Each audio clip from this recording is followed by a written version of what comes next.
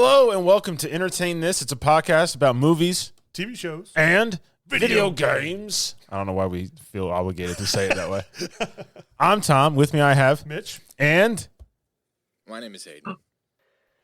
That's right. We still don't have our co-host Hayden. He's still gallivanting around Texas now. Yeah. He's slowly making his way around the globe back to my apartment to drink all my Pepsis and put his nasty feet on the coffee table. But we're not here to talk about that. We have a guest and a special treat for you listening wherever you may be. We got Mason Mecartea. What's going on, guys? How you doing? Doing good, Mason. How have you been? Oh, just soaking in the holiday season, taking it easy. That's about it. So for those of you who don't know who Mason Mecartea is, he's an actor, filmmaker. You can catch him in Terrifier 3. You can catch him in Stranger Things. You know, I think people have heard of that Stranger Things show. Yeah, it's a little underground, but it's pretty cool. I recommend it to a lot of people. And I have to say, you've also got your short films of The Smashing Pumpkins, Axe to Grind. I saw that you were in Miss Marvel for a scene as well.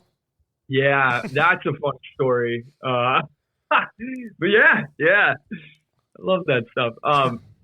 You know what? I will say Miss Marvel was that was one of my first legit bookings because I had grown up in Hendersonville, Tennessee, and I wanted to pursue acting. I wanted to get out of here, and I really had fallen in love with directing and producing. So I was working on my own stuff. I was doing whatever. I was doing a lot of commercials here in town. Mm-hmm. But then one day, I got the call from my agent that I booked the one-liner in Miss Marvel. And I was like, no way. Are you kidding? I was so excited. And I'd never really been to Atlanta before. And it was shooting for a week because it was it was just to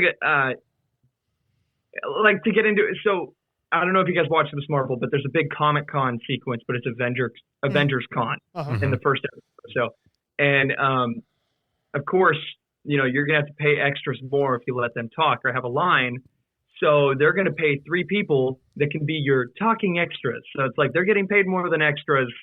So they're pretty much day players, but they're going to be in the extras crowd. But whenever you need them, you pull them out and they say their line, you know what I mean? And anyways, I was one of those people. But I got to be at Trillis Studios for a week. And, I mean, on that set was incredible. And it was such a eye-opening experience for me. It was just I felt thrown into oh, this is what a big set looks like for the first time, you know? And, of course, I was a Marvel fan.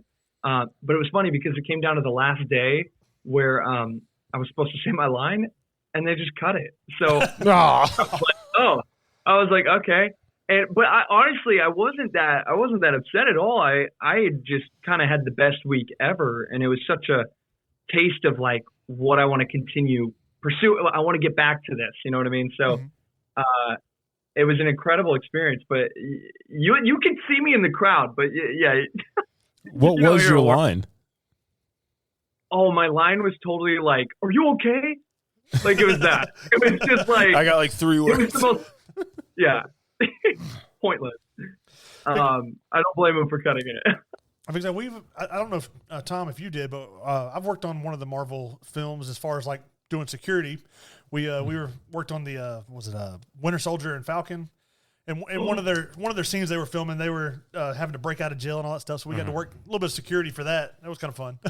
I only did security for one, and that was what was that show? Deputy. I think it was on Fox or something, or FX. Mm-hmm. I did that. I worked a little bit of that one, but I got to stand. I was standing next to Anthony Mackie and talk to him for a couple of minutes before, in between scenes. That was kind of cool. Oh. You never told me that, and we've been friends for years. Well, I mean, never mentioned that. I only saw him for maybe 5 minutes before he went and filmed his thing, because where I was standing in the hallway, that was where his I guess pre-makeup artist or makeup person was before he went on camera. Oh, so. Yeah. But funny. We've done a couple of smaller things like that, but that's our extent of our. I mean, the real person who should be here for these interviews is Hayden, because he's actually has a degree in film and he's made some short films and things like that. So. That's sweet. That's awesome. So you get how long were you really in the acting business or filmmaking business before they're like, hey, you're going to be in a Marvel show? Oh, That's a good question. I was not really doing much at all before that. I was here in Tennessee, and I fortunately had gotten an agent in high school, and she's just been lovely, and she's this little boutique agency here in the Southeast, but she is incredible. And I don't know what she saw in me, because I was very odd whenever I was younger. I just was finding, I didn't know what I was doing at all, but she took a shot on me. And anyway, so she was keeping me busy here with music videos. Nashville's got so many videos. I joke with my friends, there's got to be some sort of like Mason Mecartea music video universe, because I'm in so many freaking country music videos here, and it's so funny to see me pop up like Where's Waldo on some of these things. And I mean, honestly, I've met so many great people doing this. But I was on. Sorry. Oh, what was that? I was gonna say, you're good. I saw that you were in a lot of the Ryman music videos as far as credits on IMDb. Yes. So a lot of coming out of high school, I was doing music videos, acting in them, but then I was also falling in love with, I can produce and direct, because I'm just a movie lover all around. And so that was something I'm really passionate about.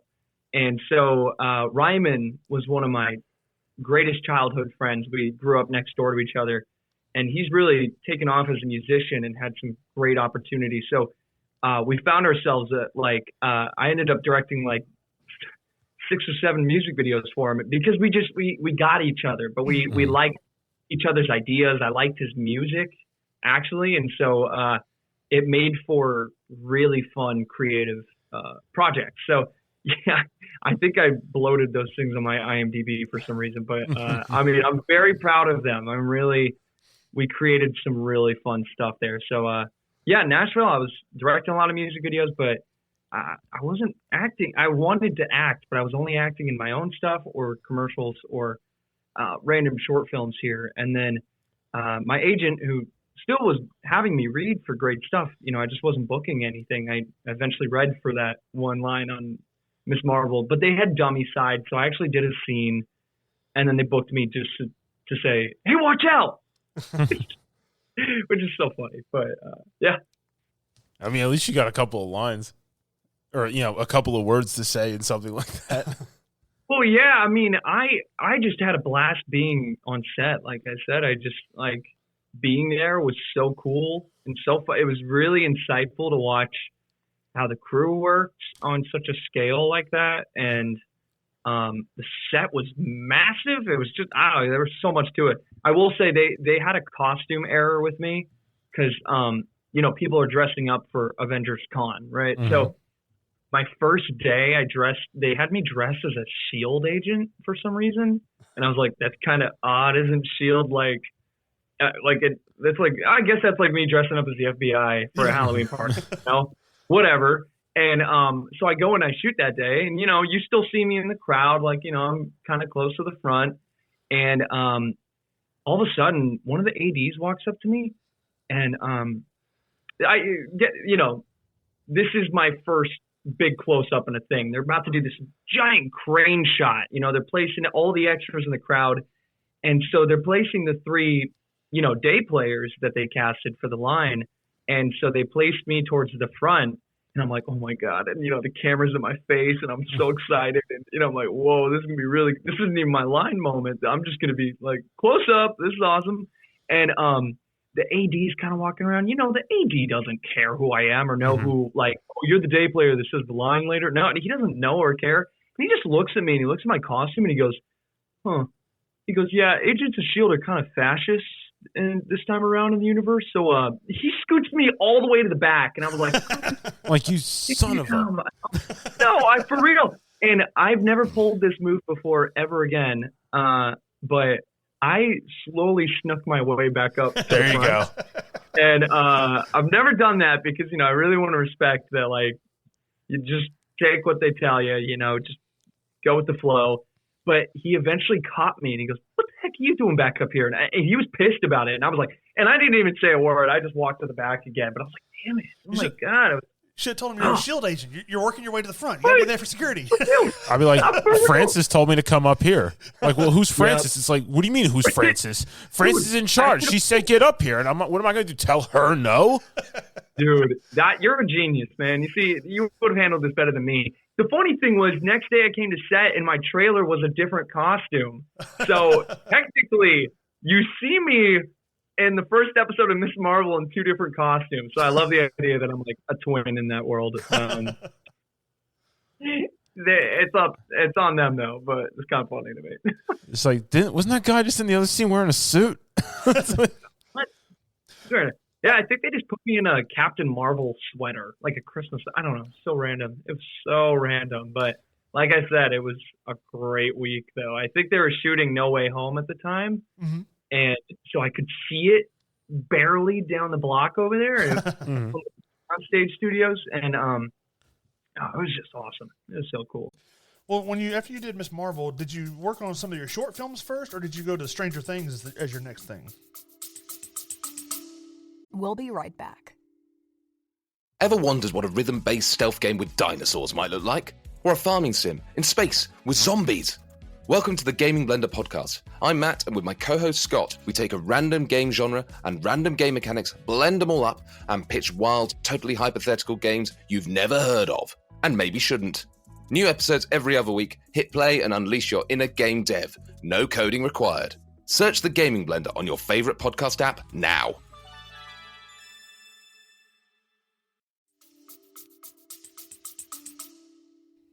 So that was a pretty crazy year for me because COVID happened in 2020, of course, and then I'm trying to remember the dates on these things. That's right. So 2021, as we're kind of coming out of COVID, the just being shut down, I was auditioning that fall for some things. So that was Miss Marvel, and then I'd also auditioned for Stranger Things, which was, of course, one of my dream shows to ever imagine being a part of. I'm such a big fan.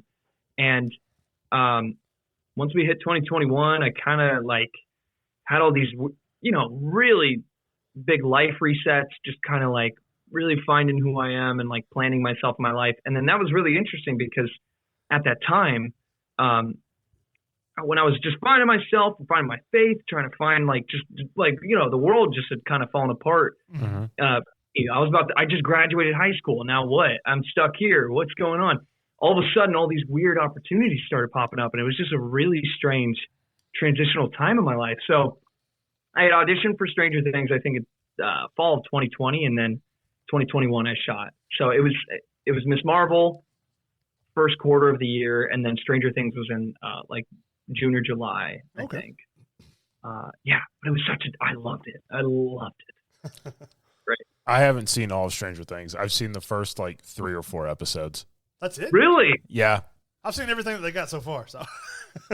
Oh my gosh, I love it. I mean, I stand by. I think that first season is up there with in my opinion, I love it just as much as I love True Detective season 1. True Detective season 1 was in my opinion. Flawless. In my opinion, I think of those 2 first seasons, and I'm like, what would it's lightning in a bottle. It's just incredible. I think it's so good. But to me, I think the drawback for Stranger Things is they've made so much space in between seasons that the kids are no longer kids. I know, but I know. If you're gonna do a show like it's the same thing with the Harry Potter movies. Well, yeah, you have to draft the right 3 people off the bat because you have to carry a franchise over a decade. And it's they have to grow up with each other. It has to be that way. You have a core group of actors. It has to continue. It's like a football team or a baseball team. Yeah. It's you got to draft the core players together, let them play with each other and learn, and then there'll be veterans down the road. Then they'll go to the Hall of Fame and you'll win championships. Absolutely. And I'm honestly still blown away by how Harry Potter pulled that off. You know what I mean? Do you guys think about how Harry Potter is that damn good in my opinion? I think it is so consistently great for every single movie, in my opinion. I don't know. That's just my opinion, but man, I'm a huge fan of. I look at the Harry Potter movies and I'm like, what an accomplishment! It's insane. I agree because I read the books and all the books hadn't even come out yet. Mitch, just stop smiling. We're going to talk about Harry Potter. Yeah, I know. You've never read them. You saw the first one. I saw the first movie. That was it. I only saw that because we did some trivia and I didn't want to lose, so I had to watch it. What was wild was the Sorcerer's Stone comes out and all these kids are reading it, and then we see the movie and everybody learned, oh, that's how you pronounce Hermione. His name. No way. Everybody's just reading, going like, how the hell do you say this? Wait, that is hilarious. Oh my God, I love that. But we all, grew up with those movies. But that's, with Stranger Things and like Harry Potter, like long-term franchises are going to have a core set of actors. It's that building that continues. And Stranger Things has obviously done a great job. Now, I don't know anything about your character, Mason. What can you tell me about your character from Stranger Things as someone who has never actually seen it? Okay, that's hilarious. Well, so I kind of got this cool, fun part because I wasn't a regular. I wasn't a recurring character. I literally was this named character that pops in for just one scene. And I come in, I say some lines, and I mean, it was just a total gift. Like, it was just such a cool moment to like walk into the world, live in it for a second, and then walk out. So Mike, okay, wait, how do I explain this? I guess, Maya Hawke, right? She plays this character named Robin in Stranger Things. She comes in on season 3.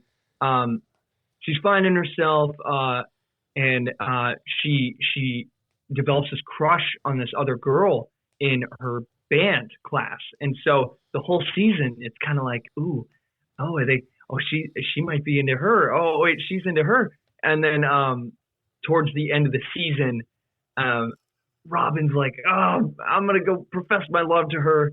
And it's very sweet. She builds up the courage to go do it because she runs into her crush in this store.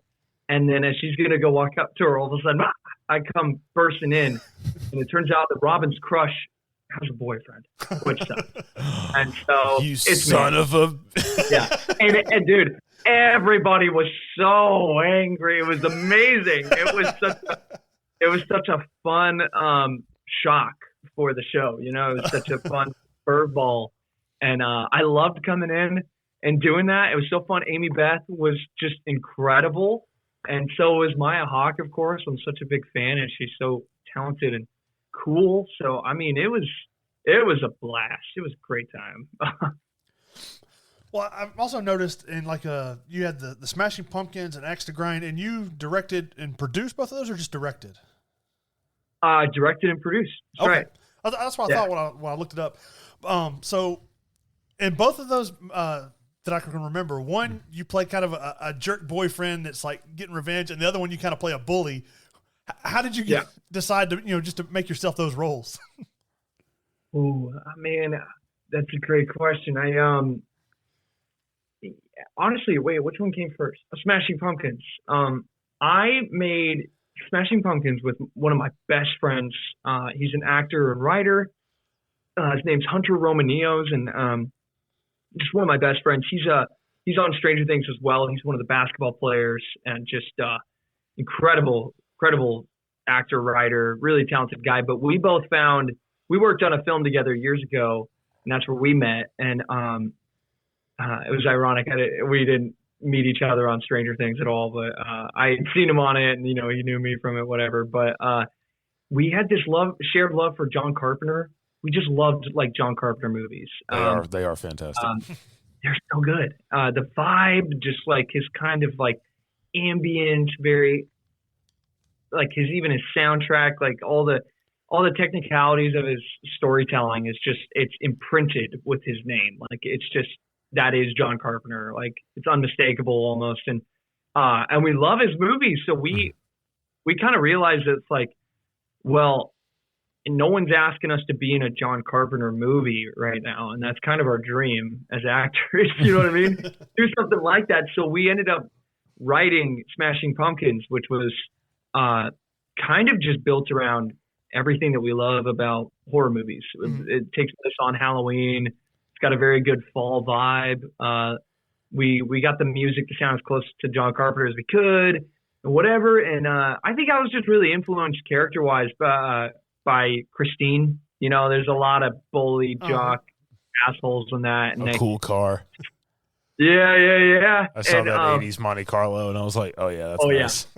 Yeah, it's a fun one, dude. And I think I, as an actor, just really like exploring different shades of myself that aren't like I wouldn't think were within me at all. You know what I mean? So like I think it was just fun to like see that as an experiment or like a stretching myself to be like, okay, I'm gonna be the bully. I want to be the bully, you know. And I never felt like that growing up, you know. I maybe felt like on the receiving end sometimes, you know what I mean? But I wanted to play that, and I thought that would be fun, and I'm very proud of it. It was a short that we have ideas for a feature and really we're having conversations, but we'll see what happens down the road because it would be amazing. But I really like that. I really like that one, and it was very creepy throughout the entire thing because you have the person that's kind of like you can't tell if he's real or not, and he's in the background, and you have that character, and then you have a very good twist at the end. So. Yeah, thank you, man. Thanks. That means a lot to hear. It's one of my favorites. The filming of it was really good, like the cinematography aspect, like the clarity, all of it looked really, really good. At the end, when he's like, swinging the bat, and I was like, I know what's gonna happen, and I was like, here it comes, and then I was like, I knew it. But I like the shooting where you have like, the shape, we can call it like, John Carpenter style from the original Halloween, the shape, not Michael Myers. Mm-hmm. Where he's standing there, silhouetted, ominous, spooky, scary movie. And then instead of like, there's like a light flash or something distracts you from it where he's just gone. He literally just drops and it's like, okay, well, where did he go? It was still like, that was also creepy because normally it's always like there's like a flashing light. Someone like grabs you and you turn and it's like, oh, what? And then you turn back and he's gone. It's like, dun, dun, dun, dun, dun, dun, and the music starts. You're so right.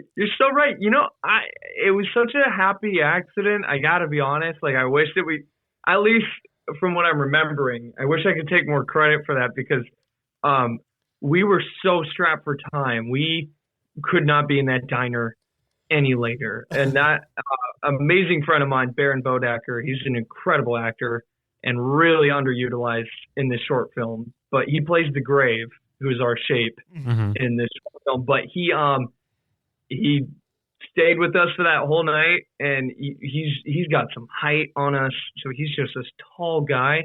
And we had that shot of him silhouetted there, and we were like, all right, just drop. And dude, I kid you not, I swear to God, we only did one take because the way that he did that, I don't even know. It almost just messes with my head because it looks like we faked that. Like it almost does. He drops in such an odd way. It really spooks me. Like, even having been there. It's like his bones melted. Well, yes. I don't even know how to explain it. It's very weird. It was very fluid how it happened. Well, to me, it almost looked like, he's the with the toys from Toy Story, and Andy's home. He just dropped. Like he's suddenly inanimate. Yeah. Andy's coming. But I'm going to say, I've noticed in that movie or that short, and then in some of the movie stuff, and I mean it in the best way possible. You play a very good bully / jerk character because you've had it like a couple of movies where you're a frat, kind of like a frat person, in like colleges and stuff, and you do a very good job. Thank you very much, man. That's something, I was going to say that something I had heard was, the nicer people are good at playing the bad guys, and bad guys, sometimes they're not necessarily the greatest people are good at playing good guys because it's just something they're acting towards. You know what?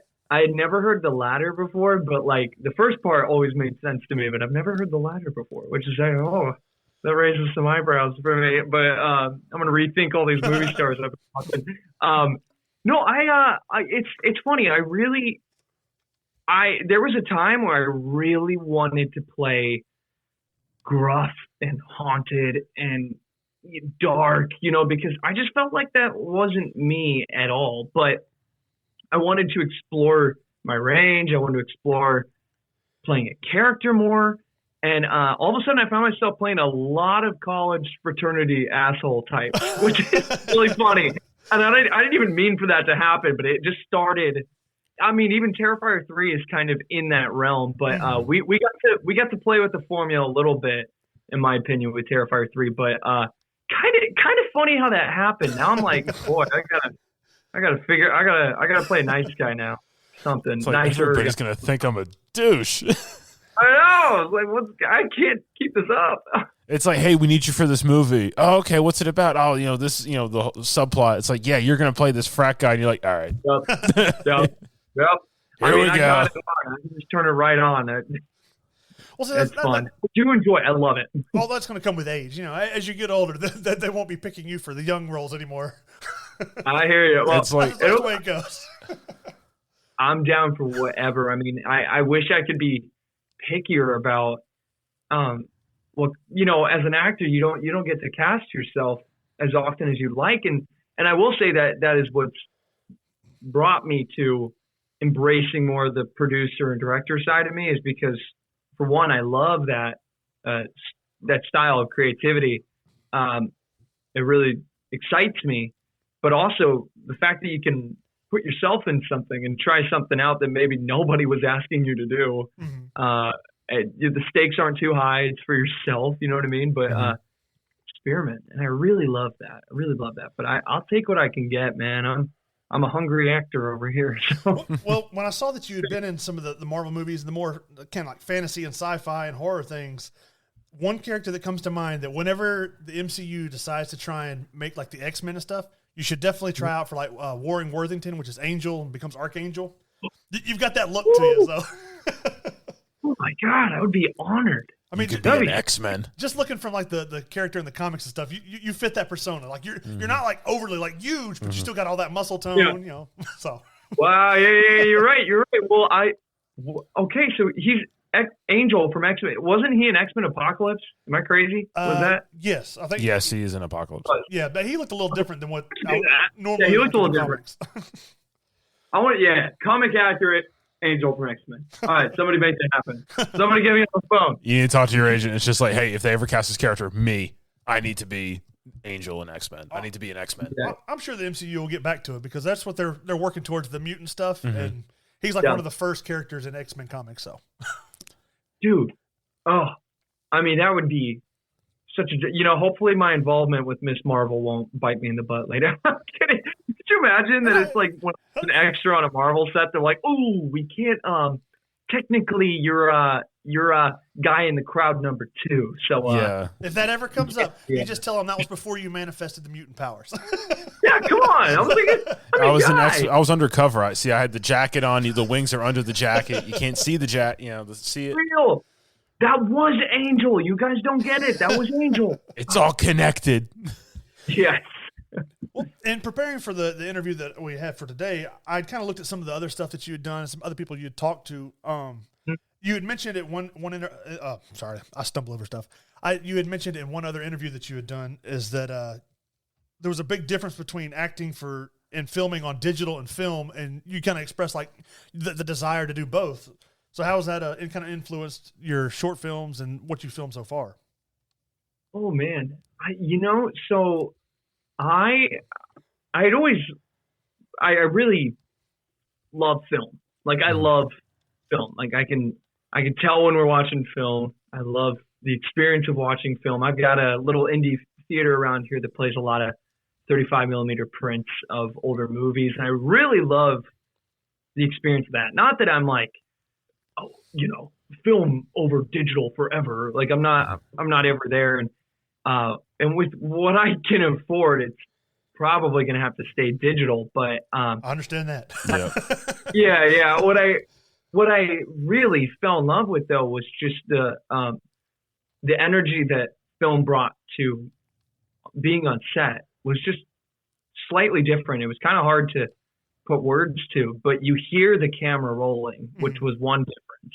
You hear that thing rolling, and it really kind of it keeps your brain awake that you're on the time, you're on the dime, you know what I mean? Mm-hmm. And it excites me. It excites me a lot. And I think other than that, even with Smashing Pumpkins, like I'm just a big fan of that kind of older look of the 80s and even that early 90s.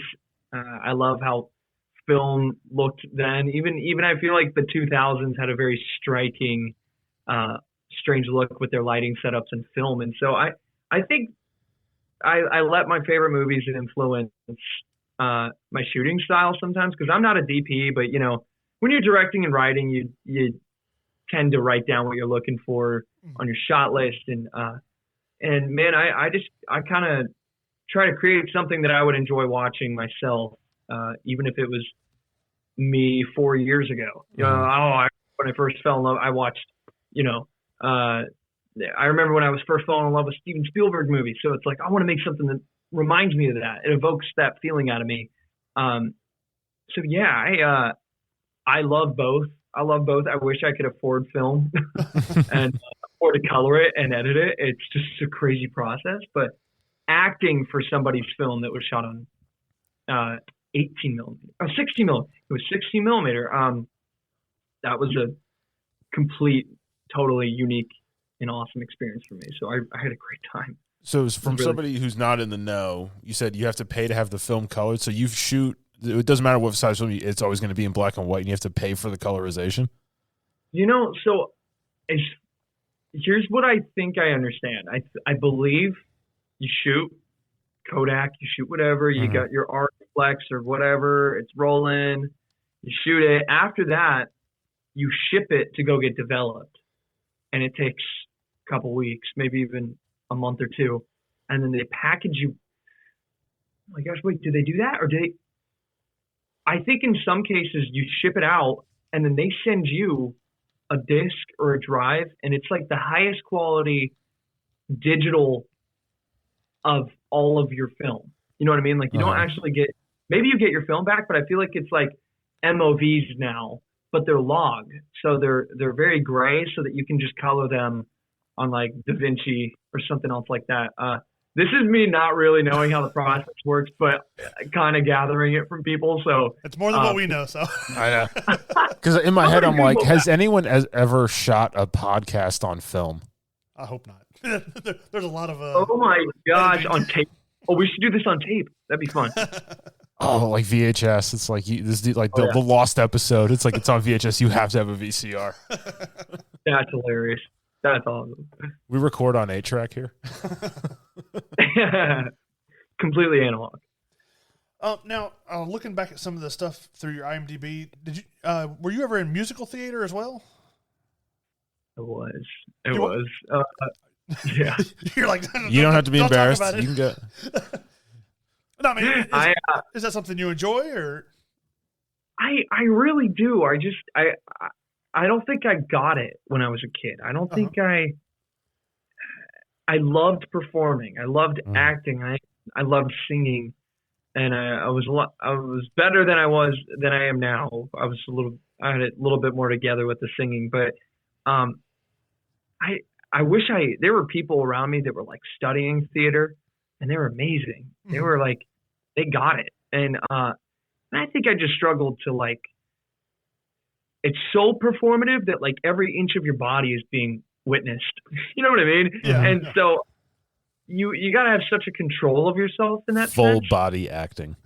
Yeah. And so it wasn't like a matter of confidence, but I always just felt like going back and watching myself on whatever, if the theater videoed the show or whatever, I would just be like, what am I doing? I'm like, I noticed how out of control I would let myself be, and in the sense of like, I'm not even embodying this character completely. I don't know. And this is me being really critical of myself, but I do love theater, and I wish I could go to some school and like get my butt kicked by like a professor and like really like learn and like rehearse and get into it, because I really only was doing theater in high school. Okay. My high school program, but I really did enjoy it. But I wish I worked harder. I was having too much fun, but not like giving my performance my all, if that makes sense. I don't know. That's me being critical though. It really was formative years for me, falling in love with performing, truly. I think a lot of us think like that. It's like, oh, if I went through high school now, I'd get straight A's. Oh, yeah. It's same principle, precisely. Well, because I know, like, nowadays I like the like musical movies, like the Greatest Showman and things like that. But I remember when I was younger, I was like, I have no interest in watching a musical. But nowadays they're pretty interesting, depending on which ones they are. I like them a lot. I'm still hit and miss on musicals. Yeah, it just depends on the movie. It depends. Like Guys and Dolls, I think is great. West Side Story is great. Seven Brides for Seven Brothers is fantastic. See, that was a great lineup. I think I felt the same ways.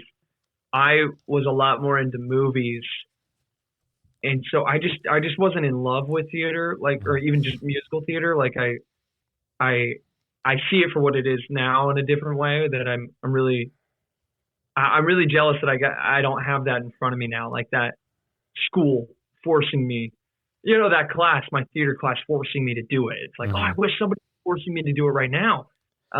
Because I've fallen in love with it too. And, but one of my favorite movies was, La La Land when it came out, because I felt like it was a really unique marriage of, it's not really a musical, but it is, but it's more of a movie than it is a musical. It's very odd because it'll go like 25 minutes without a musical number at some points. You know what I mean? And there is a musical number, but it's more grounded than, it's so fascinating, but I really have I haven't seen Wicked yet, but I have really fallen in love with watching musicals. I really enjoy them.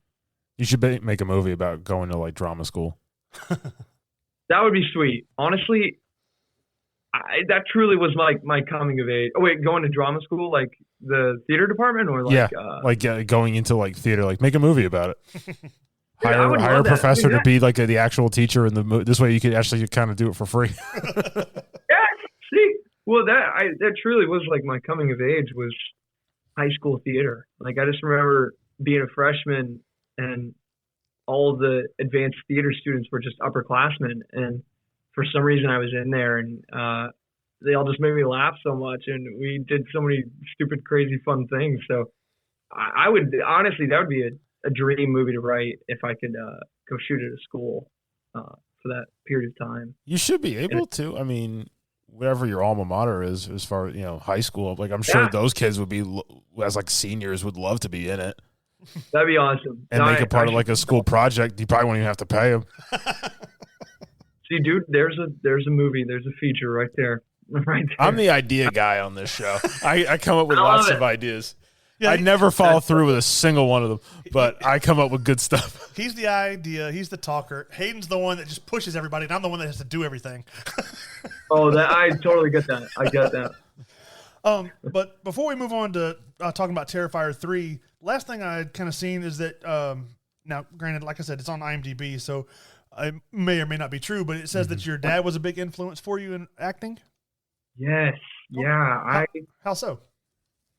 So, yeah, really, really, honestly, kind of unique experience that I realized. I didn't realize how unique it was until, even I find out how unique it is every other week, you know what I mean? But my dad really was a movie lover, and he had a big influence on the movies that I watched when I was a kid.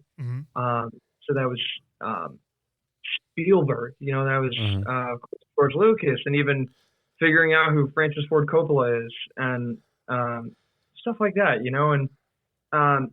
and he always had a camera at home. So he shot my first short film with me, and it was about toys, my toys coming to life, and I was 5 or 6, you know what I mean? It was my toys coming to life to kill me, and it was awesome. It was Small Soldiers. Yes, it was literally Small Soldiers. And so, and I think what was crazy was that and all of this is on my YouTube. Like if you scroll to the bottom enough, you'll see the war movies my dad made with me and my friends, the day the toys came to life, all that stuff. But I think what's crazy is that like, they're not like throwaway horrible tape recorder films. You know what I mean? They're like, they're actually really, my dad's very talented, and he's just good at what he does with the camera. And honestly, it's grown into a relationship where we've collaborated a lot together. Like I throw ideas at him all the time, and he wants to direct and shoot. And even this summer, I wrote a short for him. It's I can't say much yet, but he directed it and I acted in it. It's called Restoration, and it's just doing its final lap on sound mix right now. So I'm very excited. But it's such a fun collaboration because we motivate each other to self-produce as much as we can because we just love it. You know, can I ask? Is it about a father and son restoring an old car? Yeah, it is. It is. Is it? It must be on IMDb. Is it on there? No. Tom just. You know. Oh, the car, the restoration. No, wait, you nailed that though. I mean, it's on the nose as you would think, but you gave me all the clues. Restoration, father and son. I'm like, yeah, it's an old car or truck or something because that's like every dad's dream. Dude, it's precisely that. It's really fun. It's two friends working on an old Corvette from a barn find, and I was just about to ask what kind of car it was. What's that? I was just about to ask what kind of car it was, and you said Corvette, and I was like, that's nice. That's sleek. Yeah, it's really cool. So my dad it's funny, I wrote it because I knew things that he would like. You know what I mean? So my dad does have a hobby of getting really cheap, old, messed up Stingray Corvettes, like 76, 79, and he fixes them up as best he can, and he just really loves and enjoys doing that. So here we are, we have this old Corvette that looks like it still needs a paint job. It looks crazy. And I'm like, great, I would buy that this looks like it's been left in a barn. You know what I mean? So let's drive it out to a barn and we shoot this short, and I'm very proud of it, and he's very talented, and we're hoping to see what, maybe there's festivals for it or what, but I'm just honored. I mean, he's been such a huge influence on my creative life. I mean, definitely put that short out there. Mm-hmm. What's that? Definitely put that short out there. Yeah. I'm very excited. We're done with the color, and it's really getting its final sound pass right now. So I think once that turns the corner there, I'll drop a trailer, and then we can get talking about it. But I'm very excited. I'm very proud of him for it. It's been cool. So. Well, good. My father-in-law, he restores old cars, and he's got like a 1940s Ford something. I don't remember what it is. And then he's got a 70s Firebird that he's restored that he has. Nice. And then that's awesome. My father-in-law's father-in-law had like an old, I want to say it's like a 60s Ford truck that they had repainted and fixed up. So he's got all sorts of stuff. He's got like a whole extra garage just to hold the cars. Nobody in my family has that. Except my mom's cousin. He has 4 vintage, I think they're all like 1970 or 71 Plymouth Barracudas. And they're like pristine. Like 2 of them are purple, one's like lime green, the other one's like that bright orange. Mm-hmm. And he won't let any of his kids drive them. Of course. That's amazing. Okay, so getting on to Terrifier 3, how did you land this role? Man, I've sent an audition from my management, and I was nervous because the movies freaked me out. I didn't think I could stomach it. You know what I mean? Oh, and they're very gory. They are, and I'm even a fan of the Saw movies. So like, I didn't think that I was like, but Terrifier gets me, and. So anyways, I, of course, knew it would be an honor, even though I don't know if I could stomach it. I knew it would be an honor to be a part of it. And so I read for it, and there was about several callbacks, and then eventually a Zoom with Damien Leone, who directs and writes, and with our casting director and Phil Falcon, and it was great. And then, I met Alexa on one of the Zooms. We had a chemistry read, and that was it. That was it from there, and it was insane. I mean, I am so proud of it. It's been really one of my favorite filmmaking experiences. It's even on the production level, it was such a throwback to classic horror films that I love, and all the inspiration was there. It was just built all around that, and so it just felt like the closest thing I could be a part of that felt like, whoa, I'm in a grindhouse 80s film. Like that's what it felt like. It's such a gift. I would want my death scene to just be as ridiculous as possible. Like I get like my guts like raked out of me or something with like a metal rake by a clown, and it's just like I'm just laying there going, choke on it. Well, it's a great idea. It's a great idea. For your death scene in this movie, you don't have to go into detail, but is it awkward filming like in a shower?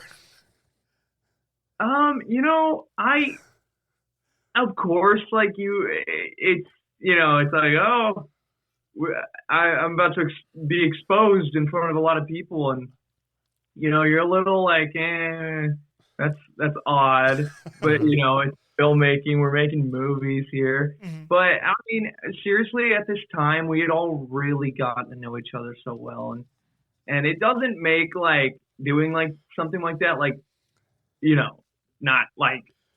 not weird at all, but like Alexa and I had made such good friends, and we had a wonderful intimacy coordinator on set, and I learned how incredible intimacy coordinators can be on film sets, because they don't fight for the film, they fight for you. Right. It's pretty much like film. The producers and everybody brought somebody in to literally tell them, like, to literally stand in the way if they have to. And I think that's such an incredible position, because Maria, who was our intimacy coordinator, just not that there were things that there was zero pressure to make us do anything that we weren't comfortable with, and we'd agreed to everything at this point, but Maria was there to just like eagle eye, watch us, make sure we're okay, make sure we're comfortable. And like I said, Alexa and I, we had we had such a camaraderie at this point that was kind of like, all right, we're in this together. Let's do this thing. You know what I mean? So it was fun. It was challenging, and it was unique. I'd never done anything like that. It's funny to think back to it, because I was wearing, like, depending on what kind of coverage they were doing, we were both wearing very strange underwear devices that were like food colored. You know what I mean? Yeah, I don't even skin know. tone, Yeah, I'd be standing there like with my hand in the water going, oh, it's cold. That's great.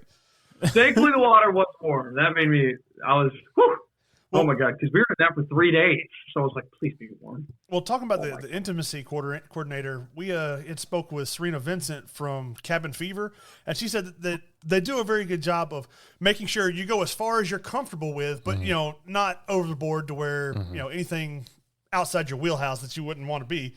So it's very interesting how that goes about, especially when it's people that are, just getting to know each other for this one film. Or her character in Not Another Teen Movie who's naked the entire movie. Yeah, that too. She said that was awkward because she was kind of isolated because that was her character the whole time. Wait, she's naked the entire movie? Have you ever seen Not Another Teen Movie? I haven't. Is that the Chris Evans one? Yes. It is? Okay. She plays a character who literally is naked in every scene. It's like it's like a movie trope, like making fun of. Okay. Yeah, that's very funny, but man, that's some confidence, man. I felt weird about showing my butt, man. Like, I was just kind of like, all right, like, here we are. Yeah, she played a character that was naked the whole time, so she said that every time that she got off stage, she just had to wear a coat to wear, and then she was kind of sequestered away from everyone else because they're in clothes and she's not. So she said it was kind of awkward filming because she never got to really meet and talk with all the rest of the characters. They're just like naked girl. That's too bad. That would be an isolating experience for sure. Oh, but in your scene in Terrifier 3, you die in the shower, and I saw where you recently posted on your Instagram kind of your process of getting like the cast made for your death. How does that? What's that feeling? Just like having to put all that stuff on you and wait for it to dry and all that. Man, it's heavy. It's heavy. It's claustrophobic. I didn't know I was claustrophobic until like we were doing it, but it really starts to weigh down how many layers are getting painted on you. And right, I saw that when you were in your video, and it's like, man, yeah, there's so much, and I kind of had to cock my head a certain way because at this point my body would be laying on the floor and like my head back a little bit, so I had to just kind of like hold this position and like sit there, and it was about like 45 minutes, and it was claustrophobic. I will say, I don't think my face has ever felt that exfoliated afterwards. I took it off, I was glowing. I felt great. I was like, whew. Well, I noticed when they put everything on, they basically leave you just enough to where you can breathe through your nostrils, and that's it. Exactly. That's it. How do you get taken out in the movie? Oh, which one? Have both of you not seen it, or one of you? I've seen your scene. I'm poor. I haven't been able to go to the theater. Oh, no, you're good. But I've seen your scene, yes. That's hilarious. What was your question? How do you die? Yeah, it's gnarly. So I'm in the shower with my girlfriend, and Art the Clown pops up with a chainsaw. Oh. And it's like Psycho meets Scarface meets something you've never seen before, because it is just gnarly and insane. But it's a blast, man. I mean, like, I lose my fingers, my leg gets cut off, all the stuff. And the final blow is he sticks the chainsaw up my butt and goes right up from my legs. Man. Insane. It's insane. I was so happy. I walked into a couple theaters where it was playing, and people were screaming at that scene, like screaming with laughter, with oh my God, like it was great, and it made me feel so honored to be a part of a film experience, a viewing experience where people are reacting like that. And I mean, it was just such a dream, you know. And that could be a scene like in a movie. Yeah. Like an actor is like watching himself like in a death scene at a theater just to see how the audience reactions. It's like they told me they're gonna like have a clown. He's gonna be like gonna cut off my leg with a chainsaw, and like shove it up my butt, and then like cut me in half. And it's like, let's see how the audience, and they're like, and he's just sitting there going, yes. Yeah, everyone's. Why does everyone want me to dial? What the? Come on. No, I'm kidding. No, but it was funny because it's dark in a movie theater, and I wasn't making my presence known or like being loud or anything. But there were a couple people in the rows in front of me that just happened to turn around, and they looked at me because one of my scenes had just finished in the movie. And I just saw their finger point, like, what? And then at that point, I should go. They're watching the movie. You know what I mean? But they're like, what? Is it him? That's when they do that double take. Like, wait a minute. Wait, he's on the screen. How can he be behind me, too? How could he be there? What? What is that? It was funny. Is there anything you're working on right now you can reveal that's coming along? I'd say like around Christmas time, it's a very slow season, but I was very fortunately a part of a pretty cool TV show happening here in the Southeast, and I'm not in it a lot, but I was very happy to have my portion of screen time. So I just wrapped that, so I'm kind of taking it easy for Christmas, and we'll kind of see what's happening coming up next year. But I think it'll be a pretty cool show, and I'm just happy to be involved, in any way like I was. So it'll be fun. I can't say much now, but it'll be really cool. And other than that, I'm waiting for some stuff to come out. So it's just a little bit of a waiting period to see when there's going to be a release date, or like when this film happens, or what. So trying to figure out what the next one is until, in the meantime. Well, is there any like businesses, shorts, any stuff you're working on you want to plug for our listeners? Man, if you want to just keep posted with me on Instagram, Mason Mecartea. My production company is The Day Productions. Our Instagram for that is The Day Films Co. Mm-hmm. And you can keep posted with whatever me and my pals are making here. But we are working on some fun stuff coming up that we're pushing ourselves, and we're taking some leaps that we have yet to have done before. So we're excited, and we'll see how that pays off and goes forward. But 2025 will be a good year. We know that for sure. We're going to try some stuff. Well, one thing we typically ask everybody at least once is, has there been anybody like that you've been on set with or anything that's kind of left you starstruck at any moment from somebody that you look up to or anything like that? Ooh. That is such a good question. Wait, let me do some thinking for 1 second, because the answer is yes.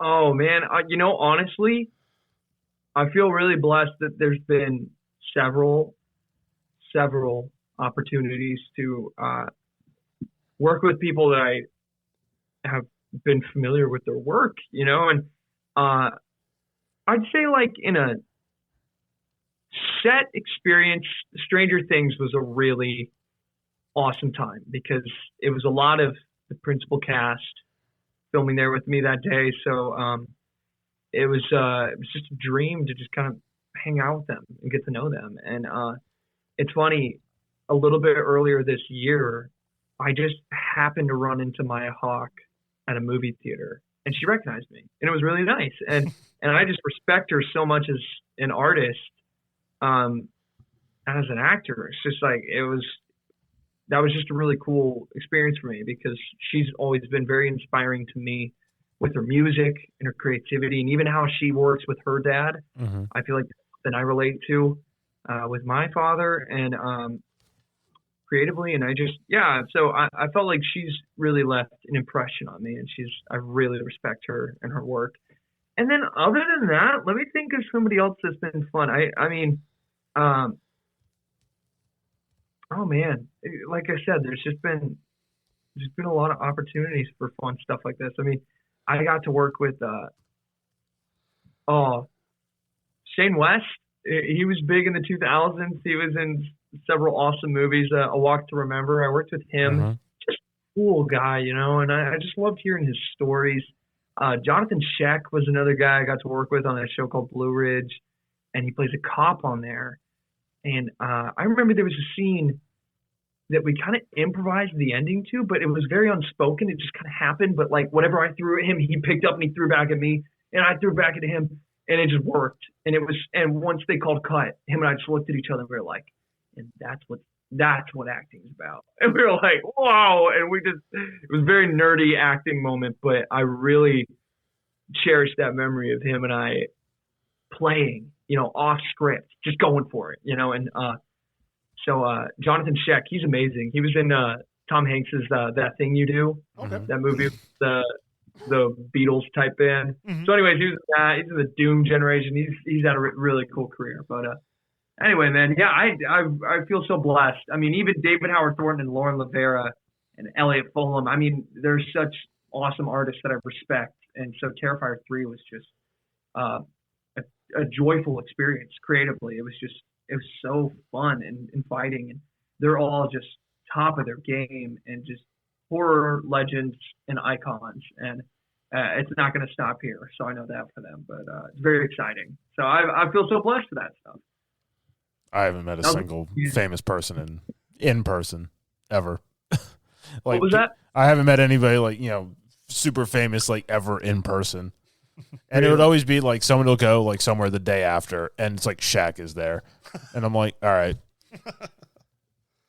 hey, it's coming someday. One day I'll meet all of them at once, and I'll be like, oh my god, and then I'll probably pass out and fart.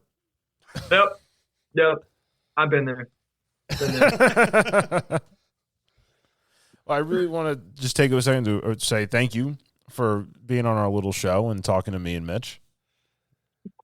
Oh my God. Well, thank you guys for having me. I seriously enjoy this stuff, and I like talking to fellow movie lovers and getting into it. So thank you for having me. I mean, we could do a whole episode just about John Carpenter movies. Thomas, you call me when you're ready for that. And I think we should next Halloween as it comes up. This way we can, put it in the spooky season. I love it. Sounds great to me. Well, thank you for listening to this episode of Entertain This. I'm Tom. I'm Mitch. And we'll catch you on the next episode.